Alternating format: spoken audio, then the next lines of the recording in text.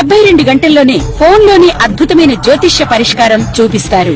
నమ్మండి, నమ్మకపోండి, ఇది నిజం. శ్మశాన కాళి రుద్ర చౌడీదేవి ఆరాధకులు నంబర్ 1 వశీకరణ స్పెషలిస్ట్ గురూజీ. మనిషి పుట్టుక నుండి చనిపోయే వరకు వచ్చే అన్ని క్లిష్టమైన సమస్యలకు పరిష్కారం ఇక్కడ లభిస్తుంది. విద్య, ఉద్యోగం, వ్యవహారం, స్త్రీ ప్రేమ, పెళ్లి, సంతానం, స్త్రీ పురుష వశీకరణం, భూవశం, భార్యాభర్తల కలహాలు, కోర్టు సమస్యలు, విడాకుల సమస్యలు, చేతబడి, అప్పుల బాధ, ఇంకా మీకు ఎలాంటి సమస్యలు ఉన్నా 72 గంటల్లోనే శాశ్వత నమస్కారము.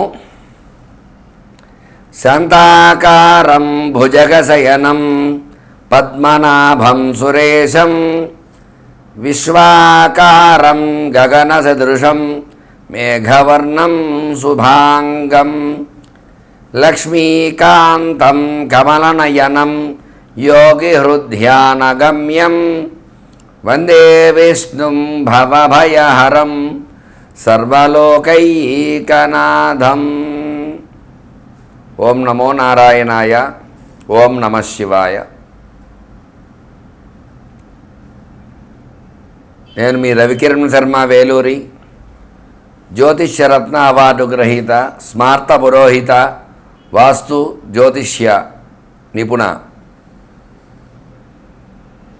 ఈ రోజున దివి 3వ తేదీ 3వ మాసము 2026వ సంవత్సరము వచ్చిన నుండి సంపూర్ణ చంద్రగ్రహణము గురించి మీకు వివరంగా చెప్పబోతున్నాను. ఈ చంద్రగ్రహణము సంపూర్ణంగా మధ్యాహ్న సమయంలో 3 గంటలకు ప్రారంభమై సాయంత్రము 6 గంటల 50 నిమిషాల వరకు ఉన్నది. సుమారు 3 గంటల 50 నిమిషాల వరకు ఈ చంద్రగ్రహణం అనేది మనకి ఉంటుంది. అయితే మన భారతదేశంలో సూర్యాస్తమయం 6 గంటల 2 నిమిషాలుగా అవుతోంది. కాబట్టి 6 గంటల 2 నిమిషాల నుంచి 6 గంటల 50 నిమిషాల వరకు 50 నిమిషాలు మాత్రమే కనిపిస్తుంది. మరి మిగతా దేశాల్లో కొన్ని దేశాలలో ఈ గ్రహణము వాళ్ళకి సూర్యాస్తమయం అవుతుంది కాబట్టి చంద్రగ్రహణం పరిపూర్తిగా కనిపిస్తుంది. మన దేశంలో కేవలము 45 నిమిషాలు మాత్రమే కనిపిస్తోంది. కాబట్టి ఈ చంద్రగ్రహణాన్ని 6 గంటలకి పట్టు స్నానం అనేది ఆచరించాలి. పట్టు స్నానము అంటే గ్రహణం పట్టిన తర్వాత ఆచరించే స్నానాన్ని పట్టు స్నానము అంటారు. ఇది ఎందుకోసం ఆచరించాలి అంటే గ్రహణ సందర్భంలో మంత్రములు మలినమైపోతూ ఉంటాయి. ఈ మంత్రాలను మరలా ఒకసారి ఉచ్చారణ చేసుకుంటే మంత్రాలకి పటుత్వత అనేది వస్తుంది. అందుకని మంత్రోపదేశము తీసుకునేవారు ఇటువంటి గ్రహణ సందర్భంలో మంత్రోపదేశం తీసుకుంటే మంత్ర జపాన్ని సాగిస్తే ఆ మంత్ర బలం ఎక్కువగా ఉంటుంది అని శాస్త్రాలు చెప్పబడ్డవి. అందువల్ల 6 గంటలకి పట్టు స్నానం చేసి 6 గంటల 50 నిమిషాలు దాటిన తర్వాత విడుపు స్నానం అనేది ఆచరించవలసి వస్తుంది. మరి ఈ గ్రహణము ఏ రాశిలో సంభవిస్తోంది అంటే సింహరాశిలో సంభవించడం జరుగుతోంది. పూర్వ ఫల్గుని నక్షత్రములో సింహరాశిలో కేతుగ్రస్తంగా చంద్రగ్రహణం ఏర్పడుతోంది. అందువల్ల సింహరాశిలో సంభవించడం వల్ల పూర్వ ఫల్గుని నక్షత్రం వారు, మఖా నక్షత్రం వారు, ఉత్తర మొదటి పాదం వారు, సింహరాశి వారందరికీ కూడా ఈ గ్రహణం ఎఫెక్ట్ అనేది ఖచ్చితంగా కనిపిస్తుంది. ఈ సింహరాశిలో ఉండేటువంటి వారు వాళ్ళ నక్షత్రాలకి అనుష్ఠాన జపాన్ని చేసుకుని గ్రహణ శాంతి పూజ ఖచ్చితంగా ఆచరించవలసిందే. అట్లాగే ఈ యొక్క గ్రహణ సందర్భంలో బయటికి రాకూడదు, చంద్ర దర్శనం చేసుకోకూడదు. ఉదయం నుంచి సాయంత్రం వరకు ఉపవాసం ఉండాలి. ఉపవాసం ఉండి సాయంత్ర సందర్భంలో కనుక ఈ గ్రహణ సందర్భంలో పట్టు స్నానం ఆచరించి భగవతారాధన చేయటం వల్ల ఆ యొక్క గ్రహణం యొక్క ఎఫెక్ట్ అనేది సింహరాశి వారికి పెద్దగా కనిపించదు. మరి సింహరాశిలో సంచారం చేయటం వల్ల కేతుగ్రస్తంగా ఉండడం వల్ల వాళ్ళు ఏమి చేసుకోవాలి అంటే కేతుగ్రహ జపము, చంద్రగ్రహణం కాబట్టి చంద్రగ్రహ జపము, అలాగే పుబ్బా నక్షత్రం వారు ఖచ్చితంగా నక్షత్ర శాంతి పూజ, సింహరాశిలోనే నక్షత్రాల వాళ్ళందరూ వాళ్ళ నక్షత్ర జపాలు అవి చేసుకుని జపానంతరము విశేషముగా గ్రహణ సందర్భంలో గ్రహణం అయిన తర్వాత గ్రహణ దానం అనేది ఇవ్వాలి.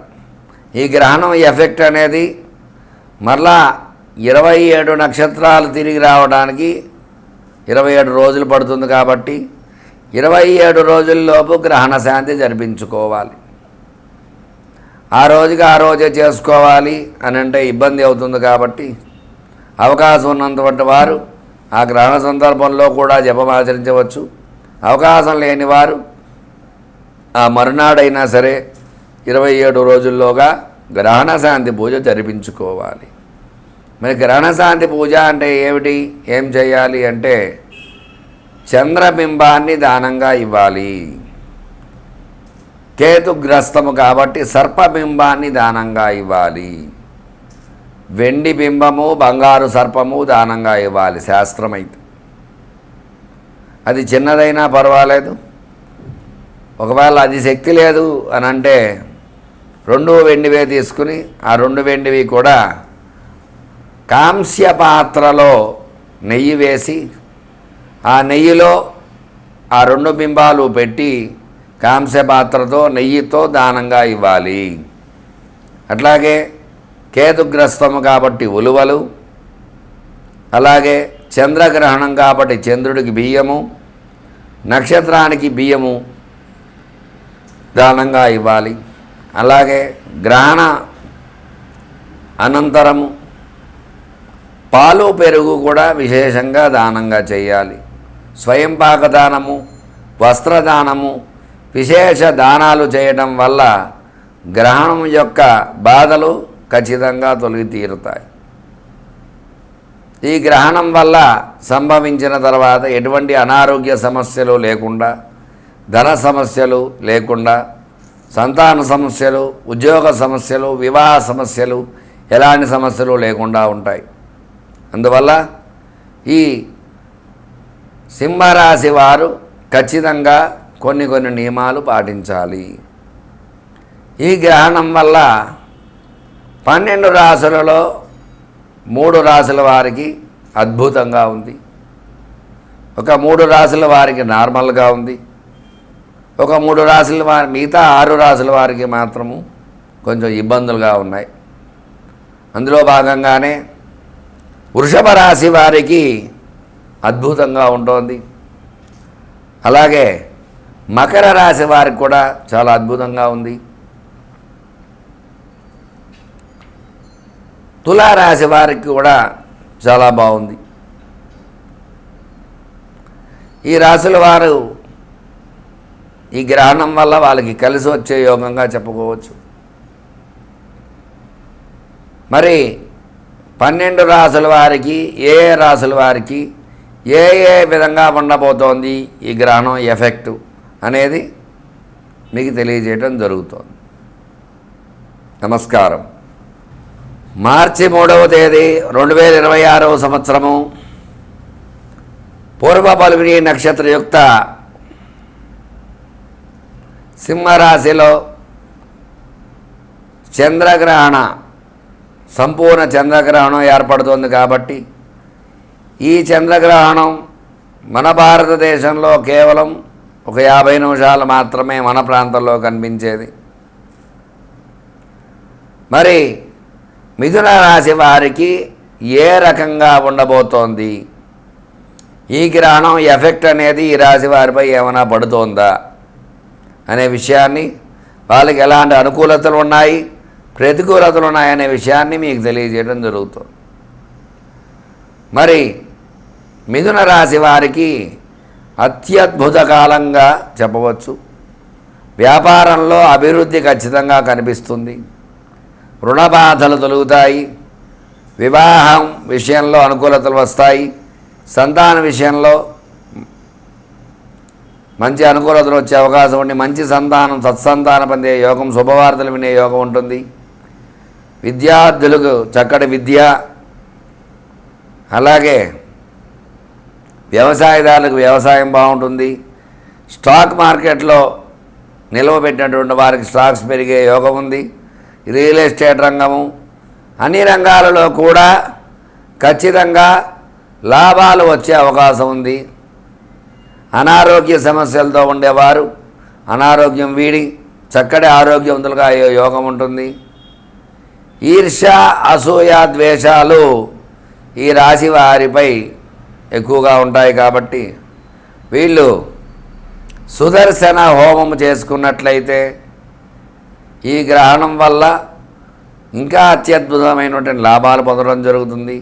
గ్రహణ సమయంలో విష్ణుమూర్తి ఆరాధన చేసినట్లయితే వీళ్ళు విష్ణు అనుగ్రహంతో ఖచ్చితంగా విశేషమైన ఫలితాన్ని పొందుతారని తెలియజేయడం జరుగుతోంది. నమస్కారం. మీ రవికిరణ్ శర్మ, జ్యోతిషరత్న అవార్డు గ్రహీత. మార్చి 3వ తేదీ 2026వ సంవత్సరం పూర్వ పలుగుని నక్షత్రయుక్త సింహరాశిలో చంద్రగ్రహణం ఏర్పడుతోంది. మరి ఈ గ్రహణం వల్ల మనకి 4 రాశుల వారికి మధ్యమముగా, 4 రాశుల వారికి హీనముగా, 4 రాశుల వారికి అనుకూలంగా ఉన్నాయి. అందువల్ల మధ్యరాశుల వారు సామాన్య శాంతులు, ముఖ్యమైన రాశుల వారు విశేష శాంతులు, మిగతా రాశుల వారు ఎట్లాంటి శాంతులు చేసుకోవాల్సిన అవసరం లేదు. అందువల్ల ఈ యొక్క గ్రహణం ఇబ్బందులు కలిగేటువంటి రాశులు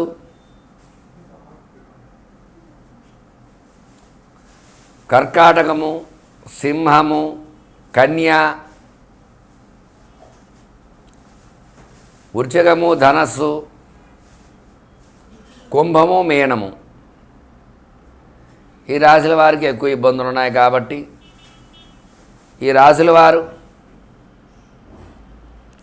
ఖచ్చితంగా గ్రహణ శాంతులు చేసుకోవాలి. మీకు ఎలాంటి శాంతి కావాలన్నా సరే స్క్రీన్పై నా నెంబరు రోల్ అవుతూ ఉంటుంది. నన్ను సంప్రదించినట్లయితే గ్రహణం రోజు ఎలాంటి శాంతులు చేసుకోవాలి, ఎలాంటి పరిహారాలు చేయాలి అనే విషయాన్ని మీకు చెప్పి ఖచ్చితంగా శాంతి పూజలు చేయడం జరుగుతుంది నా ద్వారా.